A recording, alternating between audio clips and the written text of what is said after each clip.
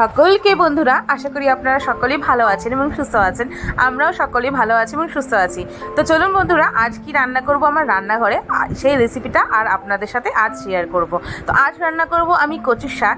আর এখানে আমি ফোড়নে দিয়ে দিয়েছি কচুর শাকটা আগেই বয়েল করে জল ঝরিয়ে রেখে দিয়েছি। আর এখানে একটু কড়াইয়ের মধ্যে তেল নিয়ে সামান্য পরিমাণে তেল দিয়েছি। আর এটাতে একটু রসুন থেতো করে দিয়ে দিয়েছি, আর কালো জিরা আর শুকনো লঙ্কা। আর স্মেলটা কি দারুণ বেরোচ্ছিল বন্ধুরা।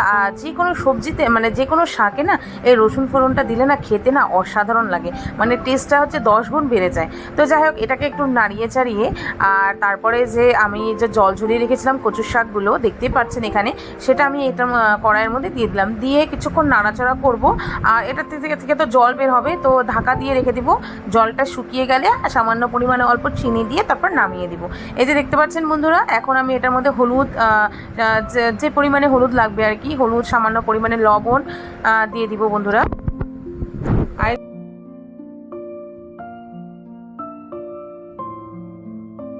তো বন্ধুরা, এই যে আমি কচুর শাকে পরিমাণ মতো লবণ আর পরিমাণ মতন হলুদ দিয়ে দিয়েছি।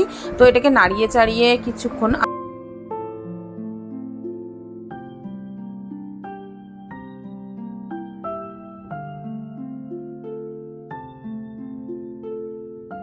তো বন্ধুরা, এই যে কচু শাকটা কিছুক্ষণ ঢেকে রেখেছিলাম, আর ঢেকে রাখার পরে দেখছি এটার মধ্যে পুরো জল বেরোচ্ছে। আর এটা না মানে মানে খুন্তি দিয়ে আর কি এটাকে একটু নাড়িয়ে চাড়িয়ে নিতে লাগবে, মানে ভালো মতন আর কি, যাতে একদম পুরো মিক্সড হয়ে যায় আর কি, পুরো পেস্টের মতন হয়ে যায়। তাহলে এটা খেতে দারুণ লাগবে। তো বন্ধুরা, এই যে দেখতেই পাচ্ছেন আমার কচু শাক প্রায় রেডি হয়ে গেছে। আর এটাতে একটু বেশি পরিমাণে আর কি চিনি দেবো, চিনি দিয়ে তারপর নামিয়ে দেবো বন্ধুরা। আর কেমন হয়েছে কমেন্ট করে জানাবেন। আপনারাও বাড়িতে ট্রাই করবেন। আপনারা কারা কারা কচু শাক খেতে ভালোবাসেন আমাকে কমেন্ট করে জানাবেন। আর সবাই ভালো থাকবেন, সুস্থ থাকবেন। দেখা হচ্ছে আরেকটা নতুন রেসিপি নিয়ে, আরেকটা ব্লগ নিয়ে আপনাদের সাথে।